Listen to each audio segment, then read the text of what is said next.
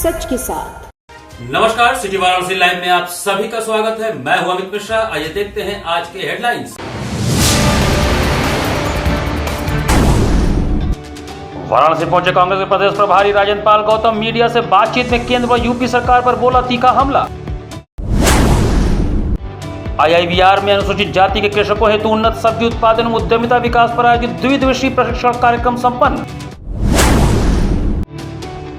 घर से सामान लेने निकले संविदा कर्मी का रोना नदी में उतराया मिला शव, परिवार में मचा कोहराम। और वाराणसी के दाल मंडी प्रोजेक्ट के तहत अवैध घोषित 7 मकानों पर चला बुलडोजर। और अब समाचार विस्तार से। वाराणसी पहुंचे उत्तर प्रदेश कांग्रेस के संगठन प्रदेश प्रभारी राजेंद्र पाल गौतम ने मीडिया से बातचीत के दौरान भाजपा सरकार पर तीखा हमला बोला।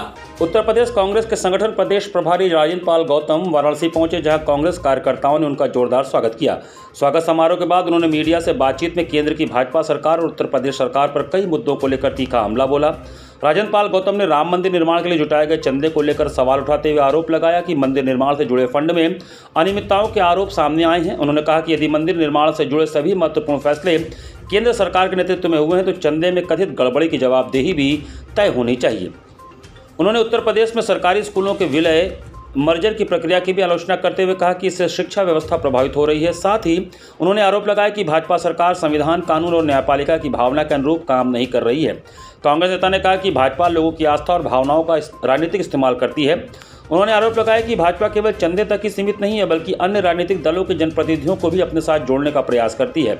कांग्रेस नेता राहुल गांधी संसद के भीतर और बाहर युवाओं, छात्रों, महिलाओं, दलितों, पिछड़ों और आर्थिक रूप से कमजोर वर्गों की आवाज़ उठा रहे हैं। उन्होंने दावा किया कि कांग्रेस देश के संविधान और लोकतंत्र की रक्षा की लड़ाई लड़ रही है।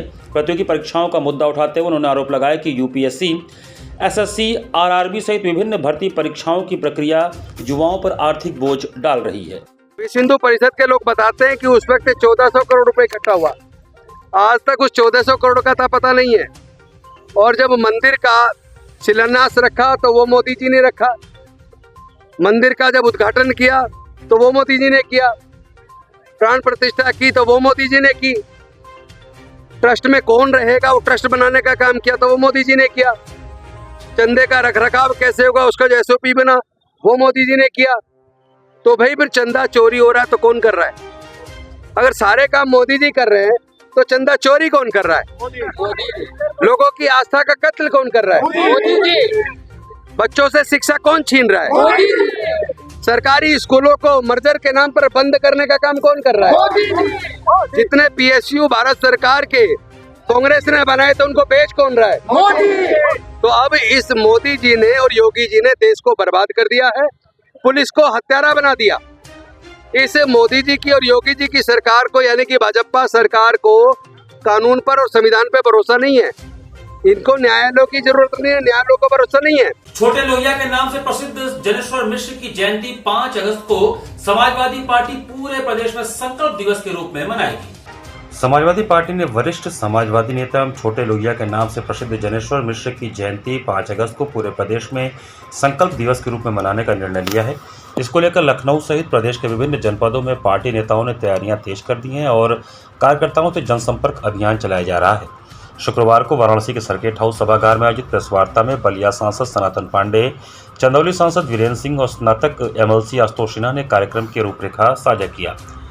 नेताओं ने बताया कि 5 अगस्त को लखनऊ में आयोजित मुख्य कार्यक्रम में प्रदेश भर से बड़ी संख्या में कार्यकर्ता शामिल होंगे। जिला और महानगर इकाइयों को अधिक से अधिक लोगों की भागीदारी सुनिश्चित करने की जिम्मेदारी दी गई है।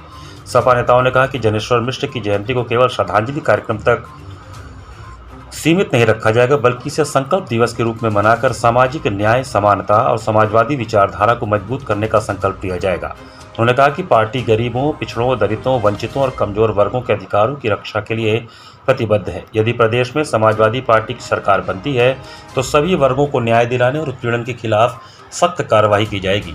प्रेस वार्ता के दौरान नेताओं ने प्रदेश सरकार की नीतियों की आलोचना करते हुए विभिन्न राजनीतिक मुद्दों पर भी अपनी प्रतिक्रिया दी। गठबंधन को लेकर पूछे गए सवाल पर उन्होंने कहा कि सहयोगी दलों के बीच अलग अलग बयान आना सामान्य राजनीतिक प्रक्रिया है, जबकि समाजवादी पार्टी अपने संगठनात्मक कार्यक्रमों और जनसंपर्क अभियान को लगातार आगे बढ़ा रही है। एक लंबा अंतराल अब बीत चुका है जब जनेश्वर मिश्रा जिंदा थे तो लखनऊ में दिल्ली में कार्यक्रम हुआ था, जिसमें हिंदुस्तान के लोग आते थे। हमारे प्रधानमंत्री आदरणीय चंद्रशेखर भी जाते थे, तो विपक्ष का बड़ा से बड़ा नेता भी जाने काम करता था। उनके मरे हुए जो है 15 साल हो गए हैं, तो उनको जो है इनको जन्मदिन पर एक बड़ा कार्यक्रम जो है समाजवादी पार्टी के राष्ट्रीय अध्यक्ष आदरणीय अखिलेश यादव जी ने करने जा रहे हैं। उस कार्यक्रम के लिए सभी मुख्यालयों पर जो है ये अध्यक्षों के माध्यम से, अपने सांसद विधायक के माध्यम से ये सूचना दी जा रही है कि 5 अगस्त के कार्यक्रम में आप लखनऊ भारी से भारी संख्या में पहुँचें और उसको हम लोग संकल्प दिवस के रूप में मनाने का काम करेंगे। हमको उसको जन्मदिन को संकल्प दिवस के रूप में मनाने का काम करेंगे कि अगर हम सरकार में आते हैं तो किसी भी गरीब, कमज़ोर, दलित, पिछड़ों या सवर्ण क्लास के किसी भी आदमी पर अत्याचार होता है, तो उसका हम विरोध करने का काम करेंगे और एक समाज मूलक समाज की।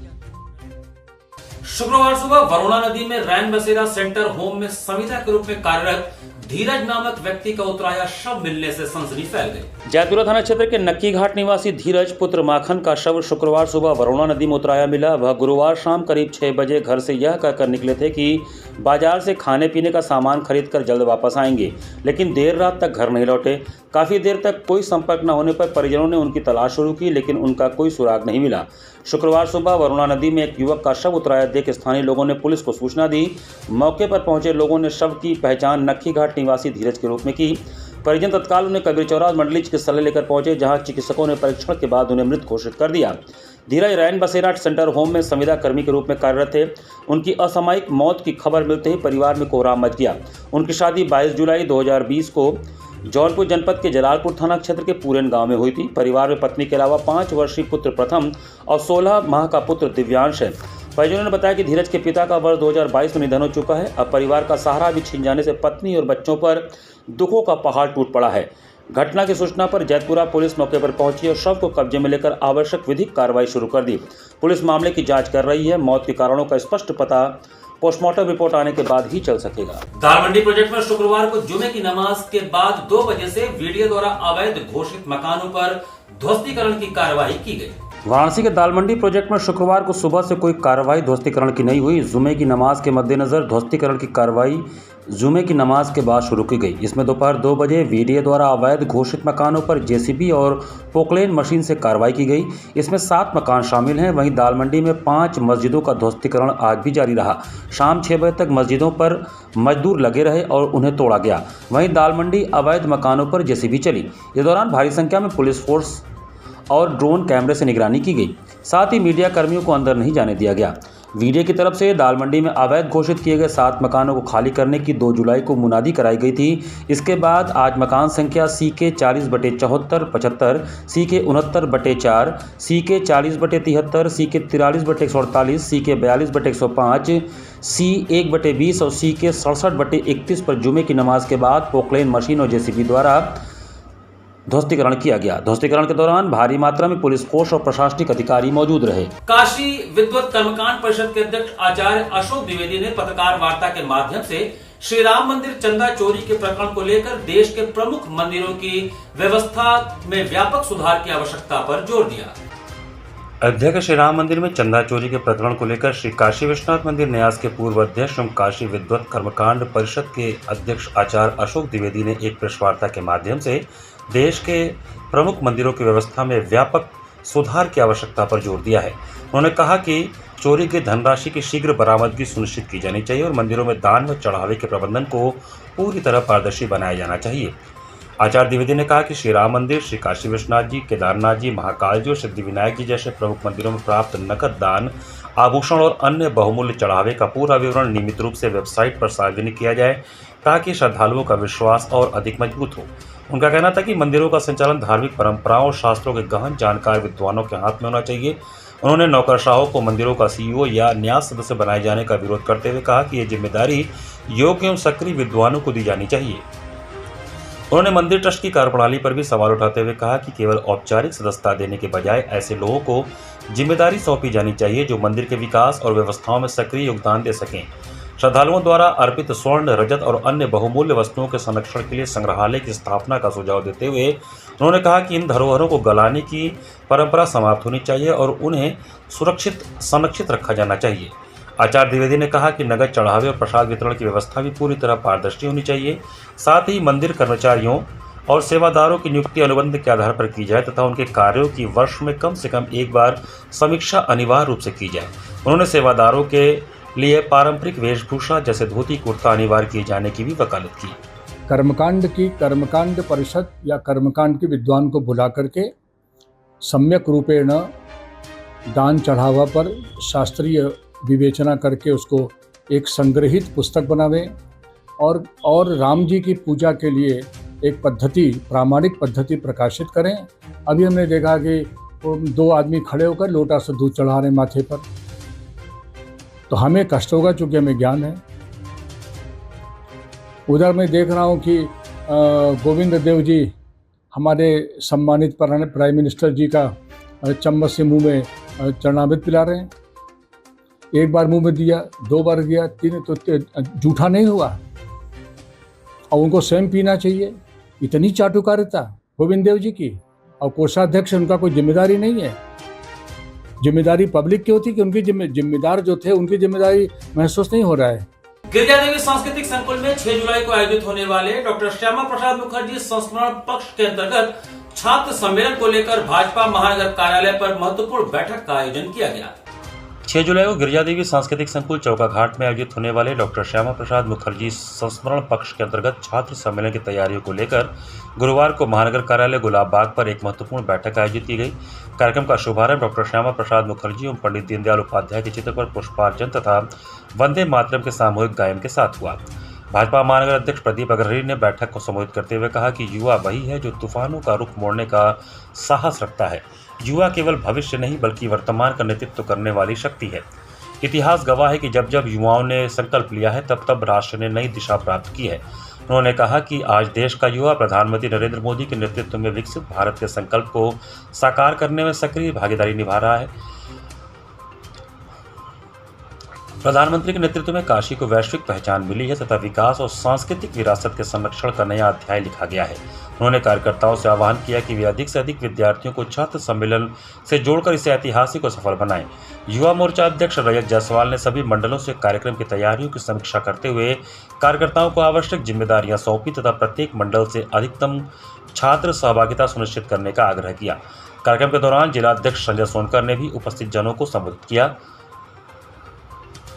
स्वागत कार्यक्रम संयोजक आत्मा विश्वेश्वर ने संचालन ओम तिवारी ने किया। कार्यक्रम के अंत में जिला अध्यक्ष युवा मोर्चा अमन सोनकर ने सभी अतिथियों एवं कार्यकर्ताओं के प्रति आभार व्यक्त किया। इस अवसर पर प्रमुख रूप से रणंजय सिंह, मधुकर चित्रांश, अजय गुप्ता, अमित श्रीवास्तव, राकेश राजभर, प्रमील पांडे, अभिषेक श्रीवास्तव, रोहित सिंह, श्रीपति मिश्रा, तिरुपति मिश्रा, नितेश अग्रहरि, पवन जायसवाल आदि प्रमुख रूप से उपस्थित रहे। यहाँ पर वक्त चला छोटे से ब्रेक का, बने रहिए सिटी वाराणसी लाइव के साथ। वाराणसी लाइव, सच के साथ। स्वामी हरसिवानंद पब्लिक स्कूल छात्र छात्राओं हेतु वातानुकूलित छात्रावास की सुविधा, हर युक्त खेल का मैदान, इंडोर गेम आउटडोर गेम की सुविधा, जिम, योगा, ध्यान की विशेष कक्षा, एनसीसी एबीसी सर्टिफिकेट तथा करियर काउंसलिंग की सुविधा, विज्ञान कला तथा कॉमर्स के साथ वैकल्पिक विषयों की एक लंबी श्रृंखला, कम फीस में उत्कृष्टतम अध्ययन की व्यवस्था, शहर के सभी क्षेत्रों में बस की सुविधा, विज्ञान, कंप्यूटर तथा सभी आधुनिकतम प्रयोगशाला उपलब्ध, audio video classes. Swami Harsivanand public school and hostel, शिक्षण समूह, शाखाएं Garhwa Ghat, Ramna, Varanasi. Phone number 9554995413, Jagatganj Varanasi. Phone number 7408457111, Vanpurwa, Ramna, Varanasi. Phone number 9554955412, railway station road, Churk, Sonbhadra. Phone number 7081109710, Marsada, Ghorawal, Sonbhadra. Phone number 955496319495 एवं स्वामी हरसिवानंद महाविद्यालय, Churk, Sonbhadra. Phone number 7081109711।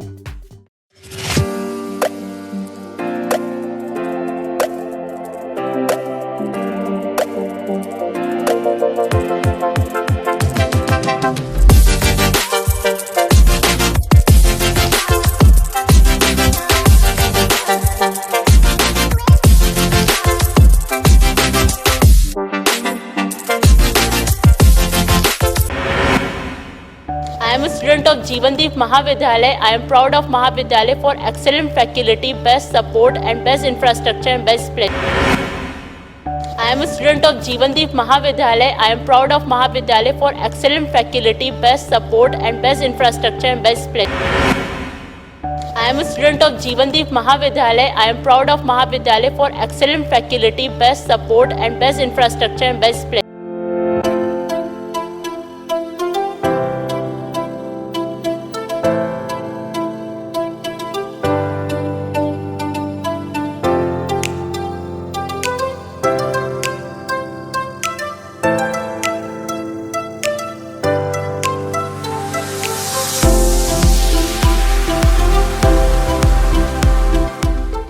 A bright future starts with the right education.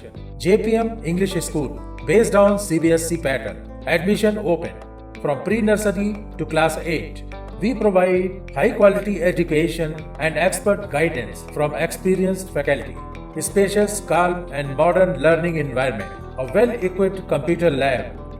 Modern science lab. Well-stocked library. Indoor games like chess, carom, Ludo, etc. And outdoor games like skating, basketball, badminton, cricket, etc. Special yoga classes for overall physical and mental growth. Special personality development classes.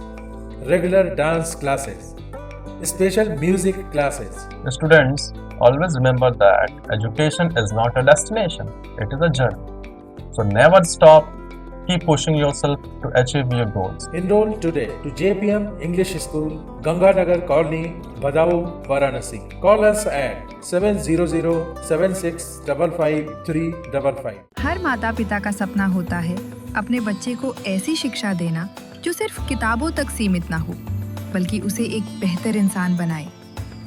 Varanasi के बेनियाना पीली कोठी में स्थित Shweta convent school एक BSB recognised को educational school, play group से class 10वीं तक, जहां वेल ट्रेन्ड टीचर्स हर बच्चे की क्षमता को पहचानते हैं और मॉडर्न एजुकेशन सिस्टम के माध्यम से उसे सफलता की नई ऊंचाइयों तक पहुंचाते हैं। Ventilated classrooms, modern computer lab, latest science lab और अनुशासित लर्निंग एनवायरनमेंट, ताकि बच्चों को मिले बेहतर शिक्षा और बेहतर भविष्य। यहाँ पढ़ाई के साथ साथ पर्सनालिटी डेवलपमेंट पर भी विशेष ध्यान दिया जाता है। रेगुलर स्पोर्ट्स एक्टिविटीज जैसे karate, yoga, chess, carrom, kabaddi, kho kho, athletics और डांस क्लासेस बच्चों के आत्मविश्वास और प्रतिभा को देते हैं नई पहचान। क्योंकि हमारा विश्वास है पद्मेकम शिक्षाम प्रति। आज ही जुड़िए श्वेता कॉन्वेंट स्कूल, बेनियाना, पीली कोठी, वाराणसी। कॉल नाउ 979-203-5713 और 70-529-16706। वाराणसी लाइव, सच के साथ। ब्रेक के बाद आपका स्वागत है। भारतीय सब्जी अनुसंधान संस्थान में अनुसूचित जाति के जनप्रतिनिधियों एवं किसानों के लिए आयोजित 2 दिवसीय प्रशिक्षण कार्यक्रम का सफलतापूर्वक समापन हुआ। भारतीय कृषि अनुसंधान परिषद ICAR के भारतीय सब्जी अनुसंधान संस्थान वाराणसी में अनुसूचित जाति के जनप्रतिनिधियों एवं किसानों के लिए आयोजित उन्नत सब्जी उत्पादन एवं उद्यमिता विकास पर 2 दिवसीय प्रशिक्षण कार्यक्रम आज सफलतापूर्वक संपन्न हो गया। कार्यक्रम का उद्देश्य किसानों को उन्नत, टिकाऊ एवं लाभकारी सब्जी उत्पादन तकनीकों से परिचित कर उनकी आय, पोषण, सुरक्षा तथा आजीविका के अवसरों का विस्तार करना था। कार्यक्रम में कुल 8 ग्रामों के ग्राम प्रधानों सहित 50 पुरुष एवं 15 महिला प्रतिभागियों ने उत्साहपूर्वक भाग लिया। प्रशिक्षण के दौरान प्रतिभागियों को संस्थान के अनुसंधान प्रक्षेत्र का भ्रमण कराया गया तथा सब्जी उत्पादन की नवीन एवं वैज्ञानिक तकनीकों की व्यवहारिक जानकारी दी गई। कार्यक्रम के उद्घाटन सत्र में संस्थान के निदेशक डॉक्टर राजेश कुमार ने किसानों का मार्गदर्शन करते हुए महिलाओं की कृषि एवं पोषण सुरक्षा में महत्वपूर्ण भूमिका पर बल दिया तथा उन्हें सब्जी उत्पादन के माध्यम से आत्मनिर्भर बनने के लिए प्रेरित किया। उन्होंने परिवार के पोषण एवं अतिरिक्त आय के लिए प्रत्येक किसान परिवार को सब्जी उत्पादन अपनाने का आह्वान किया। उद्घाटन सत्र में डॉक्टर DP सिंह, अध्यक्ष सब्जी उन्नयन विभाग तथा डॉक्टर सुदर्शन मौर्य, प्रधान वैज्ञानिक सब्जी सुरक्षा विभाग ने भी अपने विचार व्यक्त किए। 2 दिवसीय प्रशिक्षण के दौरान जिला उद्यान विभाग वाराणसी के सुधांशु सिंह ने उद्यानिकी विभाग की विभिन्न सरकारी योजनाओं की जानकारी प्रदान की। संस्थान के वैज्ञानिकों द्वारा संरक्षित खेती, जैविक सब्जी उत्पादन, समेकित रोग एवं कीट प्रबंधन, ग्राफ्टिंग तकनीक तथा सब्जी आधारित उद्यमिता विकास पर विस्तृत व्याख्यान दिए गए। किसानों को मूल्य संवर्धन, गुणवत्ता युक्त पौध उत्पादन, विपणन तथा स्वरोजगार के अवसरों की भी जानकारी दी गई। प्रशिक्षण कार्यक्रम के पाठ्यक्रम निदेशक डॉक्टर अनंत बहादुर एवं डॉक्टर नीरज सिंह रहे, जबकि डॉक्टर मोहम्मद शाहिद एवं डॉक्टर आशुतोष राय ने पाठ्यक्रम समन्वयक के रूप में कार्यक्रम का सफल संचालन किया। कार्यक्रम के सफल आयोजन में संस्थान के वैज्ञानिकों, तकनीकी अधिकारियों एवं कर्मचारियों का महत्वपूर्ण योगदान रहा। भिखारीपुर कला गांव स्थित पोखरे की आंशिक सफाई के बाद निकाले गए जलकुंभी तथा मलबे के कारण क्षेत्रीय लोगों का जीना दुश्वार हो गया है। भिखारीपुर कला गांव में स्थित पोखरे की स्थिति एक बार फिर गंभीर होती जा रही है। क्षेत्रीय लोगों का आरोप है कि लगभग 2 से ढाई माह पूर्व नगर निगम द्वारा पोखरे की आंशिक सफाई कराई गई थी। सफाई के दौरान पोखरे से जलकुंभी निकाली गई, लेकिन निकाली गई जलकुंभी और अन्य मलबा आज भी पोखरे के किनारे ही पड़ा हुआ है। इसके बाद से नगर निगम का कोई अधिकारी या कर्मचारी दोबारा मौके पर नहीं पहुंचा। स्थानीय लोगों का कहना है कि उस समय महापौर अशोक कुमार तिवारी सहित जनप्रतिनिधियों ने क्षेत्र के विकास, पोखरे के संरक्षण और नियमित सफाई का आश्वासन दिया था। सफाई अभियान के दौरान जनप्रतिनिधियों ने मौके पर पहुंचकर निरीक्षण भी किया और फोटो खिंचवाई, लेकिन उसके बाद कार्य आगे नहीं बढ़ सका। ग्रामीणों के अनुसार पोखरे की केवल औपचारिक और आंशिक सफाई हुई थी। जलकुंभी तो निकाल दी गई, लेकिन उसे हटाकर निस्तारित नहीं किया गया। जब वही सड़ी गली जलकुंभी और मलबा दुर्गंध फैला रहा है, वहीं पोखरे में आसपास के घरों का सीवरयुक्त पानी भी पहुंच रहा है, जिससे स्थिति और अधिक गंभीर होती जा रही है। क्षेत्रवासियों का कहना है कि बरसात के दिनों में पोखरे का गंदा और बदबूदार पानी आसपास की गलियों और बस्तियों में फैल जाता है। जल भराव के कारण बच्चों, बुजुर्गों और महिलाओं का घर से निकलना मुश्किल हो जाता है और लोगों को कई दिनों तक भारी परेशानियों का सामना करना पड़ता है। साथ ही मच्छरों का प्रकोप बढ़ने से संक्रामक बीमारियों का खतरा भी बना रहता है। ग्रामीणों ने नगर निगम प्रशासन से मांग किया है कि पोखरे किनारे पड़े जलकुंभी एवं अन्य मलबे को तत्काल हटाया जाए, पोखरे की पूर्ण सफाई कराई जाए, सीवर के गंदे पानी को उसमें गिरने से रोका जाए तथा बरसात से पहले स्थायी जल निकासी और नियमित सफाई की व्यवस्था सुनिश्चित की जाए, ताकि क्षेत्रवासियों को राहत मिल सके। यदि यह समाचार आपके द्वारा मौके पर की गई रिपोर्टिंग पर आधारित है, तो इसमें स्थानीय निवासियों के नाम और उनके सीधे बयान भी जोड़े जा सकते हैं, जिससे खबर और अधिक प्रभावी एवं विश्वसनीय बनेगी। पूरे गांव का जो है पानी यहाँ पे, पूरे सीवर के जितने गंदी पूरे गांव का पानी सब यहाँ पे इकट्ठा होता है ये पोखरे में। ये जो भिखारीपुर की ये पोखरा है और इसका जो है जी भिखारीपुर कला का, इसका निकासी नहीं है। इसका निकासी नहीं, जिससे कि जो आज हमारे बूढ़े बच्चे जो है, छोटे छोटे बच्चे जो कॉलेज जाते हैं, स्कूल जाते हैं, और बूढ़े लोग जो हैं दवा नहीं करा पाते हैं।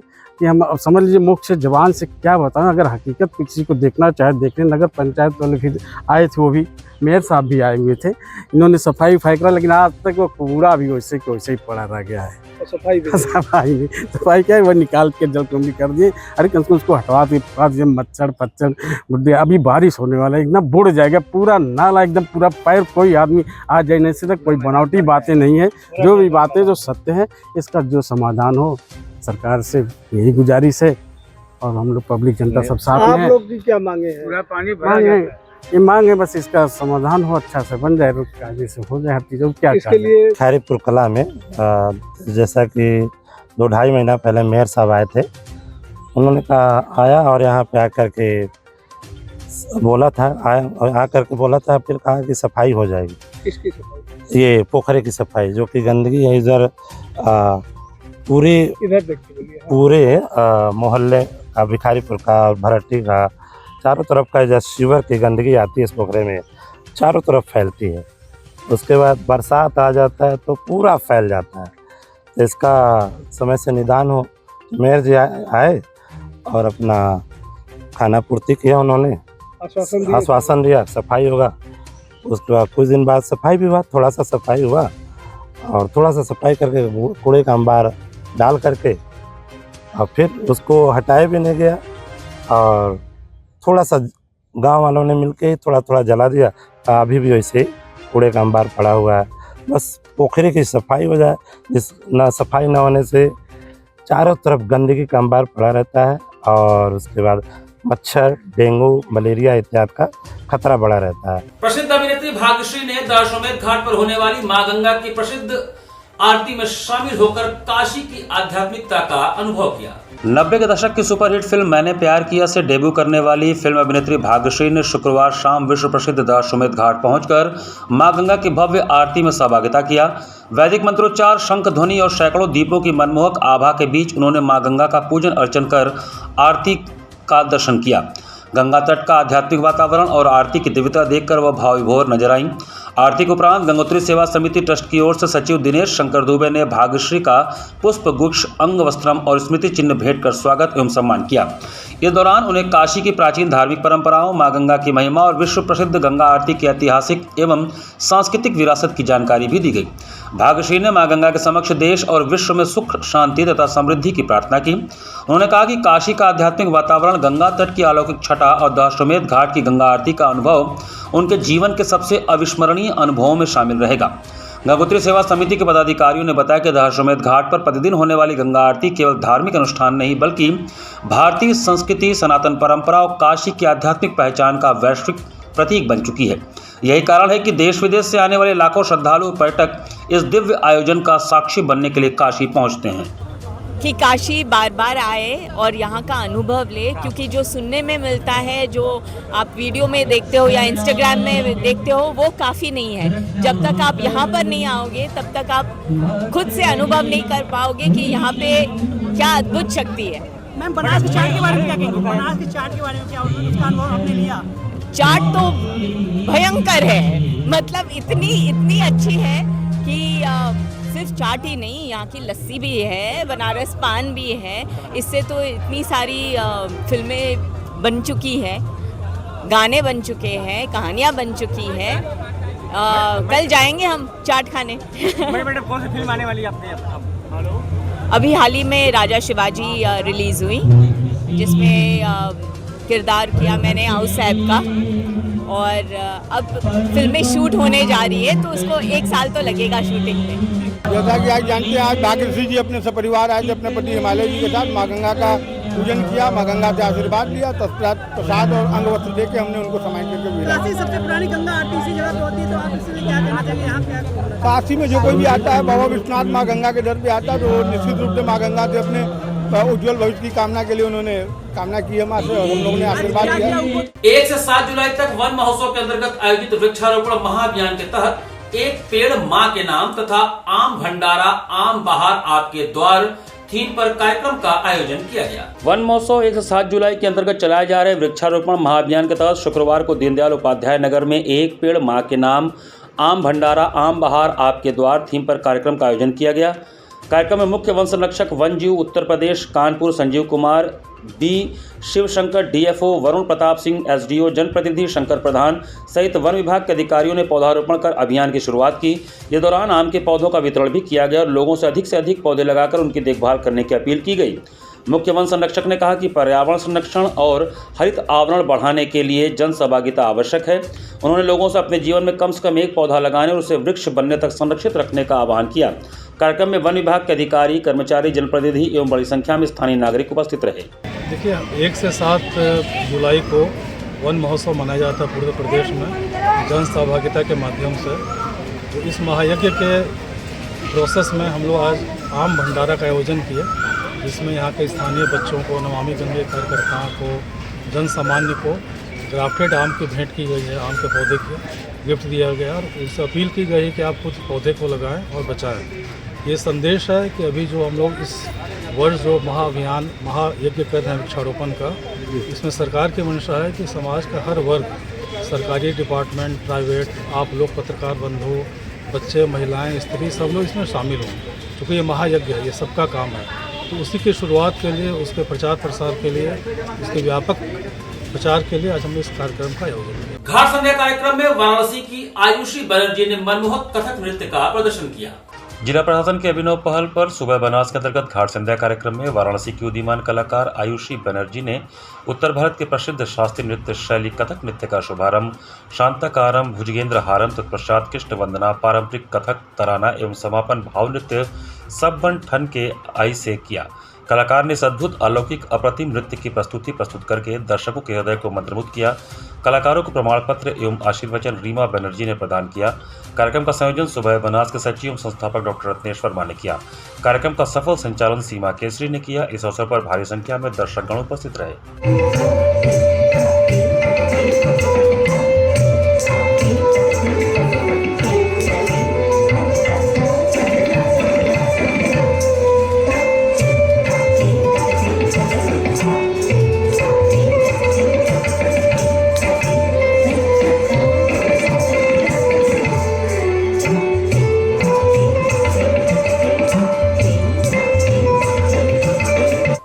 सिटी वाराणसी लाइव लाइव का ये संस्करण हम यही समाप्त करते हैं। मुझे दीजिए आज्ञा, नमस्कार।